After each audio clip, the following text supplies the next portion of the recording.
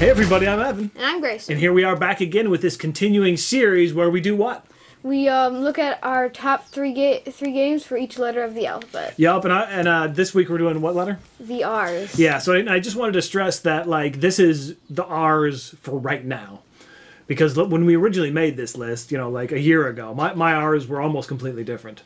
And then, you know, next week, 2 weeks, a year from now, the numbers might be different. The games might be different again. So, I make them up as I go, so yeah. I don't have that problem. I did a lot of pre-planning, so I just wanted to mention that it's sometimes these lists change, or have changed, or will continue to change. But hey, whatever. So, let's do it. So, do you want me to go first? Yeah. Okay, so my number 3 R game was tough. In fact, before I get into that, I'm going to talk a little bit more. There was a lot of great games to start with R. It wasn't too hard to narrow down, but like leaving some of these games off the list hurt a little bit. It didn't feel right. So I'm going to mention some honorable mentions at the end. So I have a number 4, 5, and 6. Oh wow, okay. Yeah. So without further ado, my number 3 is going to be Railroad Inc. Okay. It's a roll and write game where basically you have a little map with stations that have, like, you know, railroads and roads on them, and you're just rolling the dice that also have, like, roads and railroads on them. And you got to use those dice. Yeah, to like connect the stations. And it's hard. Well, I've played it a lot more than you have. True. So maybe I'm a little better at it. But for me, I like to think I am a little better at it. But yeah, so it's a really simple roll and write that you have to kind of think about because you're trying to connect these stations just right and not leave any dead ends. Because if you do, then you lose points. Yeah. But I don't. But I've played it a lot. There's a lot of different versions. We have like this huge box here that has all of them in it, and we haven't even like played all of them yet. But yeah, it's just like the dry erase markers, writing tracks, and I don't know. It's a quick game. It can be a simple game, but I don't know. I like it a lot. And you know, I'll continue to be playing that one. So, all right, what's your number 3? My number 3 is R Eco. Okay. Which we just played like a few hours ago. We did technically, yeah. But and so it's an interesting game. Mm-hmm. It's really interesting because the way it works is that so you have your like trash. It's trash, but it's recycling. Yeah, it's a card game about recycling. Yes. And what you have to do is you have to get it into there's certain factories with and you have certain colored. Right, because it's the factories that accept like plastics or cans or like the version we have has appliances in it. So there's 4 different factories that accept 4 different recycling materials. And what you have to do is you have to get like in like the recycling area you have to get 4 of that type, and then you take like the point card, which can go from -2. And then 0 and then up. All the way up to 5. Yes. But the -2 is in between the 3 and the 4. Yeah, so it's weird. So sometimes you don't want to take cards. But here's the thing. The thing is that you cannot score a color unless you have 2 of that color. Right, correct.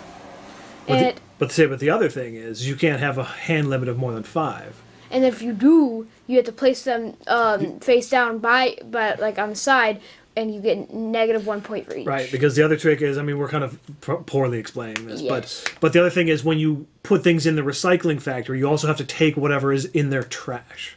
And then after that, more trash appears. Right, so like it's a balance between placing recycling and then taking the recycling factory's trash. And sometimes you have to go over 5 to get points. Yeah. So sometimes when you play the scores are really low, but sometimes they're really high.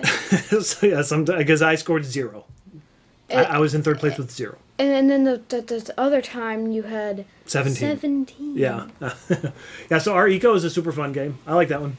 Yeah. Yeah, we did poorly explain that. That's okay. Basically, just think card game where you're recycling and like picking stuff out of the trash to then recycle later. So it's like an environmentally friendly game. Yes. All right. Moving on. My number 2 is Rococo. Okay, we have the big deluxe edition, We've never played the original edition. The deluxe edition has an expansion in it, which we've never actually even played. That's how good this game is. So anyway, this is a game where you're basically like run a company making dresses. Yes. So you end up having to like get the materials for the dresses and then make the dresses and then send them off to like the king's ball or whatever. And you have to do that with all these different workers that have different abilities. Correct, because it's a deck building game where the trick to the deck building game is you get to pick up all of the cards and choose the 3 that you're going to use for that round. Yeah, but after you use that, they go to the discard pile. Right. And those don't go into like the deck until you've gone through the whole deck, right? So and the other thing is when you buy a new card for your deck, it goes right into your hand, so you'll get more actions that round. But then you start clogging up your deck, and you're not going to go through it as fast. But sometimes you got to do that to do more on a turn. So so anyway, so basically, you're putting these dresses, and then there's like different halls, like ballrooms or whatever, and you're trying to there's like an area control kind of thing where you're trying to have the majority of your dresses in these ballrooms. And then if you can get people up into the grand ballroom where like the king is, and then you buy one of those one of like the podiums of you have to buy reserve a spot on the balcony. Okay, yes, correct. You have to reserve, and then once you reserve spots in the balcony at the very end of the game, the ones in the royal ballroom move up there, and then there are a ton of points. Yeah, so there's points everywhere. Because it's multipliers for the balcony. Probably poorly explaining this too, but just think you're making dresses, putting them into ballrooms, trying to get a lot of points. And it's weird because this game has very little points as you're playing it, but at the end, the points goes crazy. Yeah. So Rococo's a really, really fun game. And that's my number 2. My number 2 is Raccoon. Ah, okay. And yeah, it's a really fun game. Mm-hmm. It's I shouldn't say that. But it's a really fun game where you have to do a lot. You have to do a lot of stuff. You have to get points you have to get coins and stuff. It's okay. Well, you're explaining this really badly. So basically, it's a game. It's an auction game, right? So, but then there's different things you can do on your turn, correct? Yes. And the turns generally go pretty quick. You can put up a card for auction. Yes. Which are they the railroads, like the ones with the people? You got the railroads, you got the people, which are the railroads, the houses. Right. Well, the locations, right? You want to match them up together, correct? Yes. So the people are up for auction, while the houses are just up for buying anytime. Yep. Okay. But what else can you do? You can also sell to the market. Yeah. Like you can sell some of your resources for money for the auctions. Right. But then you're also manipulating the market because when you gain resources, that changes the levels of the market, correct? No. Because there's 2 halves of the card, right? There's the resources you get when you draw a card. And then there's the markets. Yeah, what the values are. And then, here's the thing. That's when it goes. It goes up for each symbol on the bottom there is, and then when you sell if I sold 15 and it was at 15 coins, then it's gonna drop all the way down to 0. Right. Yeah. So depending on how many you sell, that lowers the value of that item. So the market's constantly fluctuating, and when it gets up real high and you're hoarding a bunch of the items, you're really hoping no one else sells it so you can get the most amount of money out of it. And then they do, and then you're like, ah. And then I'm pretty sure it's if you get 1,000 coins, you can just auto win. Auto win? Yeah, that's almost impossible, I think. Yeah. So look at that. I guess today is the day where we're poorly explaining games. But Raccoon Tycoon is a really cool looking game, and it's a really simple game to play. Yeah. Because you do one thing on your turn, and then it goes to the next person. And the things that you do are pretty simple. So, yeah. That was your number 2? Yes. So my number 1 is a legacy game, and that is Rise of Queensdale. Okay. I couldn't not pick this game based on the amount of fun that we had playing this game. It's a game where you're basically there's a land or whatever, you're trying to develop the land. But the trick to this game is that everyone has their own set of dice. And you upgrade those dice by putting stickers on them. And then since it's a legacy game, you're just using your same dice every time to roll for resources or really weird stuff that you unlock as the game goes on. Remember Finn had that dog that kept running around, and he rolled all the time. He had a dog die. Yeah. Yeah. So we played that game during like the pandemic lockdown type area time. So like basically I would come home from work and like then we would play that game and we would never want it to end and to the point where someone would purposely lose to extend the game. Yeah. Because there's like the way there's like a weird catch up mechanism. So like if someone's way ahead, the person in last gets like has to bump up to the next level. I'm explaining it poorly, but basically you can extend the game if the people in first or like ahead do poorly, and then you'll end up having to play another game. Yes. So I don't know.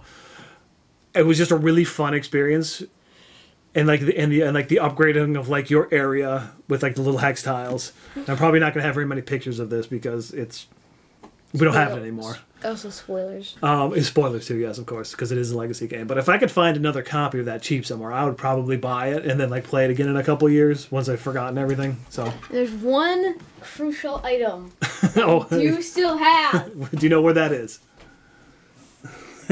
Wait for it. The Royal Plunger. Yeah, so like on your little hex grid, they pop into the board, so you have to use the little plunger to like pluck out the tiles. It is a pretty strong plunger too. Yeah, they literally call it the Royal Plunger. Yes. So, yeah, that's my number one, Rise of Queensdale. If you can find a copy at a reasonable price, I would highly suggest it, especially if you have 4 players to play it with. So here's the thing. Yeah. The reason my pick isn't Rise of Queensdale is mostly because I haven't played it in a really long time. Okay. So I can't really... It was like 2 years ago, wasn't it? Yeah, that's still a while. Okay. And I did enjoy it. It is my number 6. Okay. If I had played it more recently, then it would definitely be higher, probably. But my number 1... I know what it is. Can you guess it? It starts with an R. Yeah. What could it be? Does it start with an R-I? Yeah. Does it start with a river? Yeah. Okay, what is it? It's Riverboat. Yeah, okay. It killed me to not put this on the list, because this is an amazing game. Yes. Go ahead. Explain it. In Riverboat, it's a farming game. Yeah, so it's got a boring theme. It's a really boring theme. Where you're like planting crops, harvesting them, and then shipping them out. That's the whole game, basically. Yeah, it's extremely fun, though.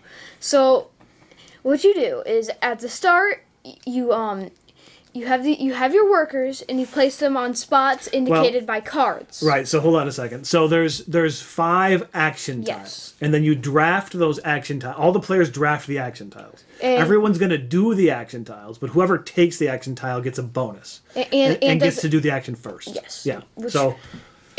Number 1, you have these workers, and you get to place 8 of them depicted by cards. Yeah, there's like a random card draw that shows which fields are going to be harvested. Because that you can place your guys on, and it can be really frustrating when you don't get what. Yeah, but you can always pay a coin. Yes, there's coin bonuses on every card that allow you to manipulate it if you don't. So you can pay the coin to let's not try to going through the whole game but basically the idea is first action. You place workers. Place the workers. Second action. You place the crops over the workers. There's like a little board where you draft the crops from. So you put them underneath where the workers are. Third action. You harvest like one type of crop and ship them. And it goes up from 1 to 7. Yep. And then you get a little boat bonus that you fill on the top of your board. Yep. And then fourth action, you gain like a little bonus cards. Yeah, they call them opportunity cards, but yeah, they're basically scoring cards. Yes. Okay, and then fifth action, scoring. You get to put your surveyors, which are guys you can get along the game on said opportunity cards, wells and or houses. Yeah, you use these green meeples to claim score. You can do 2 of them each round, except for round 4, which you can do 3, and that's the same for the boats. Yeah, so you wouldn't think this game is fun, but the way it works is insanely fun. Yes. Because like you wouldn't think, you're just a crop growing and shipping game would be like this great, and it kills me that it's not on my list. What would it be? Your number 4? Probably my number 4, yeah. And even then, like maybe I've played more Railroading, so that's why I put that at 3. But it was back and forth while I was making the list. But yeah, Riverboat's a really fun game. And then the other thing is there's a little harbor master that goes around. Yes. Like walks down the but dock. Here's the thing. And that's how you score your boat points. Because if you get a 7, then if your harbor master passes it, then you get that boat points. But here's the catch. The farthest person on the harbor track gets the full points. Gets all your points, yeah. Everyone else only gets half those boat points. Which is brutal.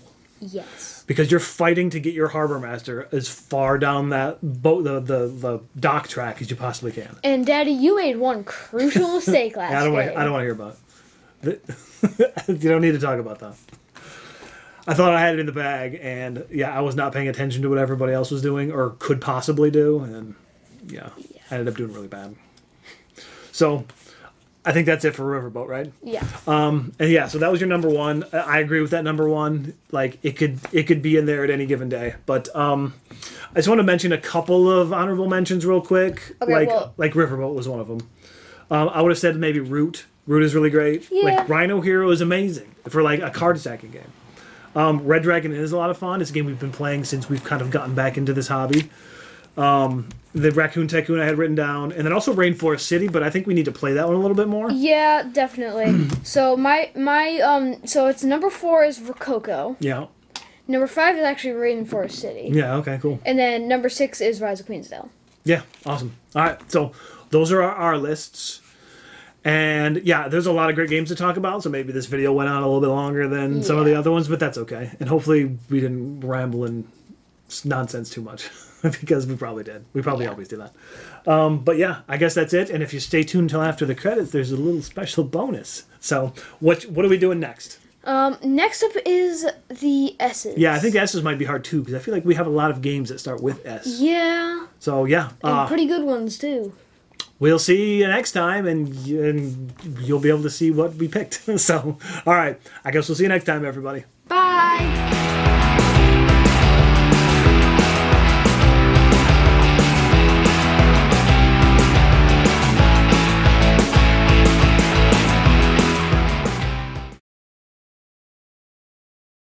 Hey everybody, as a little bonus here, Finn wanted to talk about his top 3 games that started with R2. So, what do you got, Finn? What's your number 3? My number 3 is R-Eco. I don't know if they already talked about it, but I don't feel like talking about it. Okay, that's the recycling card game. I got... What's your number 2? Railroad Inc., which is a pretty cool game. I don't really want to explain it either. Okay, and then what's your number 1 game that starts with the letter R? My number 1 is Raccoon Tycoon. Whoa. Okay, why is this your favorite? Because it's like an auction game, and I like that type of stuff. And so, like, and it's got cats and dogs, which are cute, and foxes. All right, perfect. So that's Finn's top 3 games to start with the letter R. See you, everybody.